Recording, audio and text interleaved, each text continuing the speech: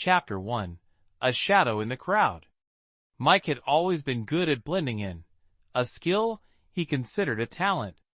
In a city as busy as Riversburg, disappearing into the crowd was easy for someone who preferred to live unnoticed.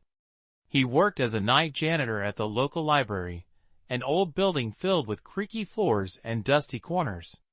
It suited him, quiet, unassuming, and far from the chaos of the world. Mike avoided confrontation like he avoided open flames. If a stranger bumped into him on the street, he'd apologize twice and walk away faster than they could react. His neighbors barely knew his name. If they greeted him, he'd nod quickly and shuffle off. But tonight, something was different. As he mopped the library's marble floors, Mike noticed a strange sound. A soft scraping, like claws against wood. He froze, the mop dripping water onto the floor. "Probably a raccoon," he muttered to himself, though his voice quivered. Riversburg had its share of pests, and they often found their way inside. He turned to investigate, his heart hammering. The sound seemed to come from the rare books room, a place he actively avoided. Its thick, iron-studded door loomed in the hallway like a portal to another world. "Nope," he said aloud, shaking his head. But the noise grew louder. He clenched his fists, the mop handle his only weapon. "Just check it out and leave," he whispered, as if saying it aloud would summon courage. His footsteps were light but hesitant as he approached the door. Pushing it open revealed rows of ancient books. The air was thick with the smell of aged paper and mildew. He squinted into the dim light, his heart racing. A sudden movement near the corner made him gasp. "Hello?" he called out, his voice barely above a whisper. A figure stepped into view, a woman dressed in a flowing white gown. She looked out of place, as though she had walked out of the pages of a historical novel. Her eyes locked onto Mike's, cold and unblinking. "Leave," she hissed. Mike didn't need to be told twice. He dropped the mop and bolted, his legs pumping as if his life depended on it. Back in the main hall, he stopped to catch his breath. Was she real? A prank? Or had he finally worked too many late shifts?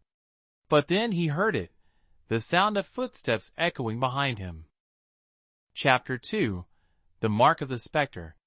Mike sprinted out of the library, leaving his jacket and keys behind.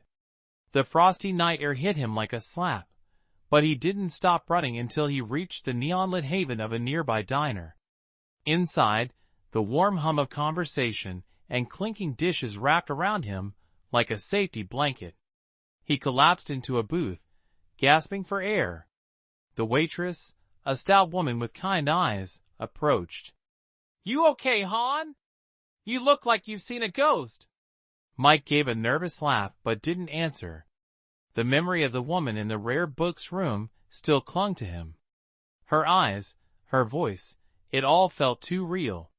He ordered a coffee, his hands trembling as he sipped. "Just a prank," he muttered to himself, though the words lacked conviction.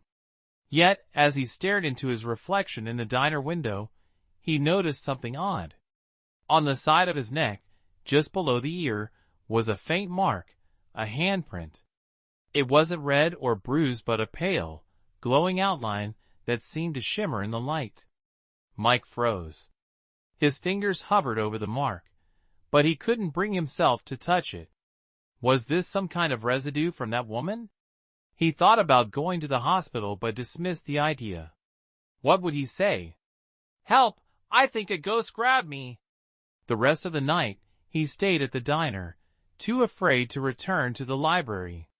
He called in sick the next day, which was easy since no one at work really cared if he showed up. That evening, as Mike sat in his cramped studio apartment watching reruns, his TV flickered. The static grew louder, and then the screen went black. A single word appeared, glowing faintly against the darkness. "Leave." Mike shot up, his heart pounding. He unplugged the TV, but the word remained. He backed away until he bumped into the wall. Then came the knock. 3 sharp raps on his door sent a jolt through him. He didn't move. The knock came again, louder this time. "Who's there?" he croaked, his voice betraying his fear. Silence. Gathering every ounce of courage he had, Mike peered through the peephole. The hallway was empty. Slowly, he opened the door. A cold gust swept in, carrying the faint scent of mildew. On the floor was an old book, its leather cover cracked and worn. He recognized it instantly. It belonged to the rare books room. Inside was a note scrawled in jagged handwriting. "You cannot run. Return or face the curse." Mike slammed the door and sank to the floor. His breath came in shallow gasps. A curse? He didn't believe in such things, or at least, he hadn't before last night. But the glowing mark on his neck burned slightly, as if reminding him that this wasn't a bad dream. For the first time in his life, Mike realized he couldn't run forever. Chapter 3. Facing the Unknown.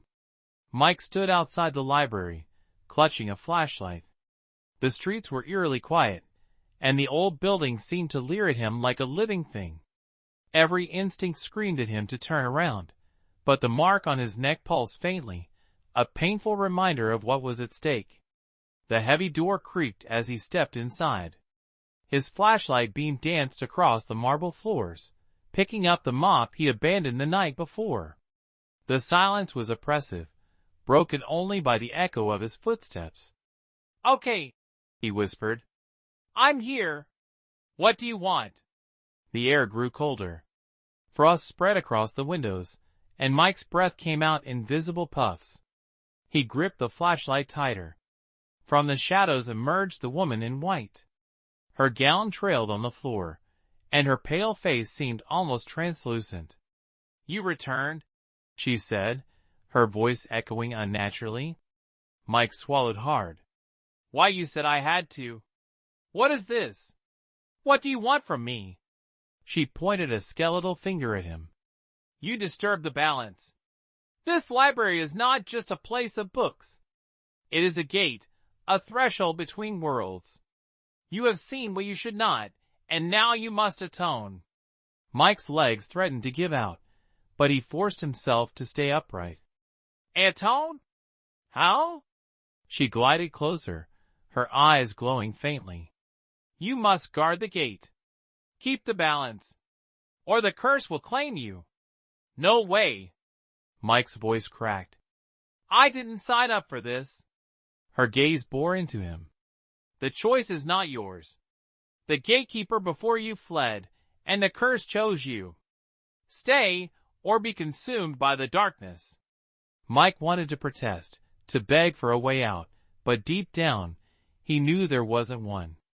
The mark on his neck burned fiercely now, as if sealing his fate. In the end, Mike took up his position in the rare books room. Every night, he patrolled the aisles, keeping watch over the mysterious tomes and ensuring the gate remained closed. Though fear never left him, he found a strange sense of purpose in his new role. Mike had always been a coward, but in facing the unknown, he discovered something unexpected, the courage to endure. The end.